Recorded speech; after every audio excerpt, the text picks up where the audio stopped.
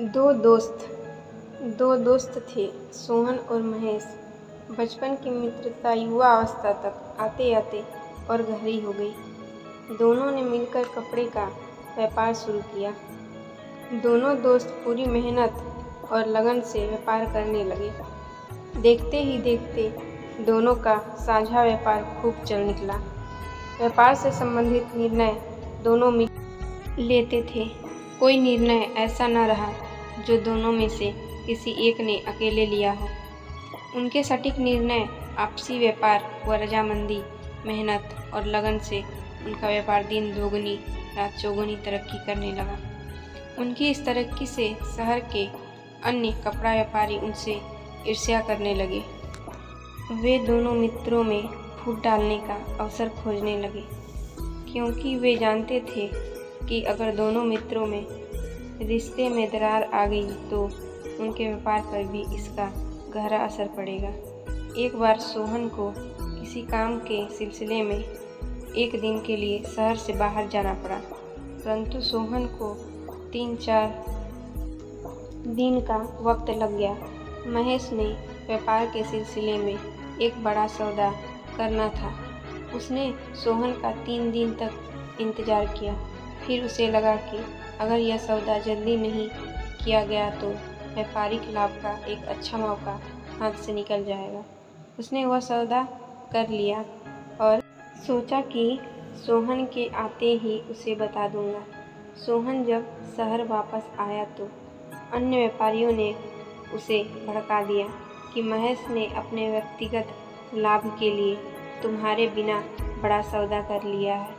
सोहन लोगों के बहकावे में आकर बिना सोचे विचारे महेश से इस बात पर झगड़ पड़ा और उससे कहने लगा, महेश, मुझे यकीन नहीं आता कि तुमने बिना मेरी राय जाने यह सौदा कर लिया है। तुम्हारी हिम्मत कैसे हो गई?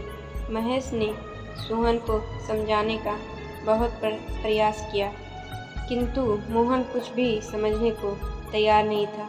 उसने महेश से कहा कि कल की व्यापार को अलग करने की प्रक्रिया शुरू कर देंगे। महेश से यह कहकर सोहन अपने घर आ गया।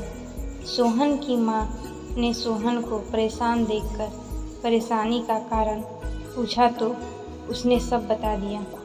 माँ ने गंभीरता से सोच विचार किया और फिर सोहन से कहा, यह जो हमारे आंगन में आम का पेड़ है, इसके सूखे पीले पत्ते कहाँ गए? उसने सोहन से कहा, गिर गए होंगे। माँ ने कहा, अगर नहीं गिरते तो अच्छा होता। सोहन ने अचरज से कहा, अगर नहीं गिरते तो पेड़ कितना खराब लगता। तब माँ ने समझाया, इस तरह तुम भी अपने मन से महेश के प्रति कुविचार हटाओ और शांत मन से व्यापारिक विषय पर महेश से वार्तालाप करो, हल जरूर निकल आएगा। सोहन को उस समय अपनी भूल का एहसास हो गया। वह तुरंत महेश के पास गया और हाथ जोड़कर उससे क्षमा मांगी। तब महेश ने सोहन को शांति से बैठकर व्यापारिक सौदे के बारे में समझाया। सोहन को जब सब समझ में आया तो उसने महेश की प्रशंसा की। सार यह है कि दूसरे के बहकावे में आने की बजाय अपने विवेक और बुद्धि से काम लें, क्योंकि दूसरे लोग जो आपकी तरक्की और सुख से जलते हैं वह आपका पतन देखकर खुश होते हैं। अगर 2 भाइयों में अथवा 2 मित्रों में कोई व्यापारिक या पारिवारिक विवाद है तो उसे आपस में मिलकर घर की 4 दीवारी के अंदर बैठकर शांत मन से सुलझाएं, हल अवश्य निकलेगा।